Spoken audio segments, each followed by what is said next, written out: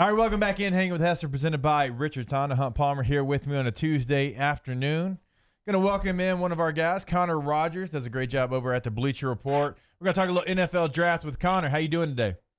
Hester, what's going on, my dude? How are you? Glad to have you on as always. Of course, busy week for you last week with the NFL Combine. Now that the dust is settled, of course, we're going to talk LSU guys here. I've got to think Justin Jefferson helped himself, but did he help himself maybe more than any other LSU Tiger? I think so. I think the big question with Justin Jefferson, of course, was that 40 time. I think people are looking at the film and they're saying, hey, how is he going to translate, with a little more aggressive coverage at the next level, a lot more press coverage. They want to see him working on the outside. And I think he really just blew people away. I think a lot of people had him as a 4.55, 4.54 kind of guy. He goes out there, runs that low 4.4 number, and I think just it's really everything with Justin Jefferson. I mean, he had a phenomenal season. He's the focal point, one of the focal points of a championship and historic offense. He's obviously a guy that's going to interview well, works really hard, seems to catch everything, great catch radius. So when you have the speed combined with being that tough at the catch point, it's as simple as this, Hester. The guy is a first-round wide receiver, and when you have T. Higgins sitting out over there, he might have passed a guy like him now. Did it surprise you, kind of leading up to the Combine, that there were so many questions about his speed? I was a little surprised. I think I've been higher on him, or as high on him as anyone, really, when you look at him. I mean, he does run by people, especially after the catch. That's where you could see that build-up speed with him. There were plenty of times this year where he got the ball, stuck his foot in the ground, and was gone. So it is interesting how people overthink those things. I think it's something with the bigger wide receivers that comes up really often. I think also one of the funny things that I was thinking of earlier is there was so much space created in this LSU offense by Joe Brady and really everyone on that staff that it's almost made some scouts and people overthink the skill talent. But the truth is they're both just great. The skill talent was great. The scheme was great, and it came together and created a championship offense. How did you think the NFL Combine was for Clyde Edwards-Helaire? I know he ran a 4.61. He was never going to, be a burner. That's not his strength. His strength is obviously side to side and the movement and the spin moves and everything that we saw from him. He had a really good vertical, almost jumped 40 inches, kind of shows how explosive he can be. What did you think of Clyde in Indianapolis? Yeah, I think it was kind of what we were expecting with him. I think the vertical exceeded expectations a little bit. I didn't know if he had that in him.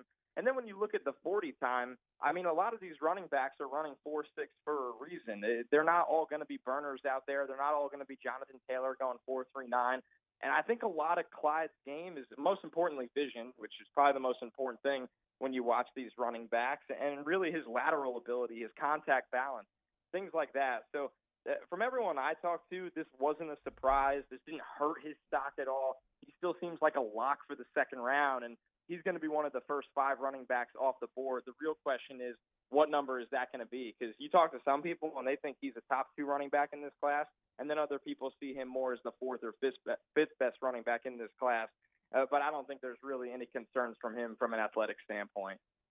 Grant Delpit, the most recent Thorpe Award winner from Baton Rouge, but I think everyone around here would say that his sophomore year was significantly better than his junior year, maybe a bit of a lifetime achievement award there. Battled injuries his entire junior year. What's kind of the buzz on him to this point?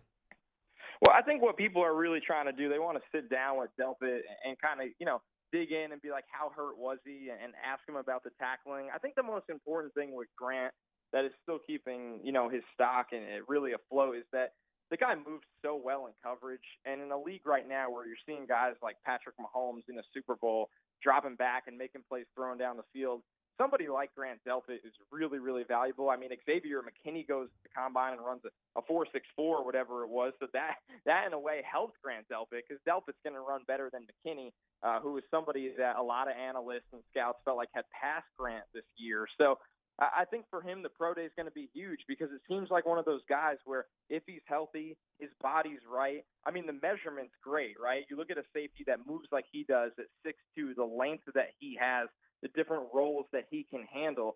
So if you see him at the pro day and he runs well and he's out there moving really well and he interviews and answers the questions, well, where was the physicality this year? I think Delpit will find himself. I don't know if he'll lock himself back into round 1, but he at least seems like a top 40 pick in this draft right now. Connor Rogers from Bleacher Report is our guest here on Hanging with Hester. What about Kristian Fulton? That's another LSU defensive back. We've seen him early in the season in mock drafts. He was a first-round guy. Everyone wondered what he would run in the 40. He takes care of business. He runs a 4.4 as well there in Indianapolis. Do you think he is a first-round guy? I do. I think this was huge for Fulton. If I didn't say Justin Jefferson earlier in the show for the LSU guys, Fulton has to be in that conversation because you look at some of the corners, this is where guys can, I don't want to say run themselves out of playing in the league, but they can run themselves out of being a top 3-round pick to being a day 3 guy. And it kind of reminds me, Cam Dantzler comes to mind. A lot of hype coming into the combine. He runs a 4.64. Fulton kind of does the opposite. He comes into the combine. I think a lot of people are aware that he's somebody who has been willing to battle through injuries recently, and he runs a 4.46. Looks healthy doing it. Guys, I love the 3-cone here, 6.94. When you look at Fulton, when he's on, when he is healthy, he really has everything you look for in a man coverage corner. I think he's aggressive in press coverage. I do think he has the recovery speed once again when he's healthy. I mean, 4.46 is absolutely flying at his size. So I think Fulton had a really, really nice week. And I think when you look at the value of the corners in this class, it seems to be Jeff Okudah, C.J. Henderson, and then Kristian Fulton. A lot of teams universally really seem to like these guys as the top 3 across the board. So a really nice week for Fulton. Fulton, Delpit, Jefferson, Edwards-Helaire, these are the stars of the championship team that LSU put on the field last fall. Stephon Sullivan doesn't fall into that category, but he is 6'5", and he has the longest wingspan of any tight end in the draft, and he's really athletic. Is that somebody that may have helped themselves last weekend because the film's not there, but here are the measurables? Give me a shot.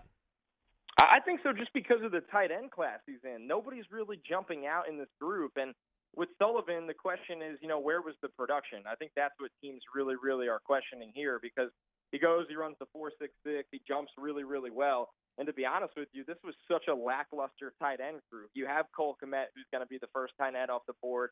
A lot of people had big expectations for Hunter Bryant coming out of Washington. He put on too much weight, and he didn't run well. He just really didn't move well.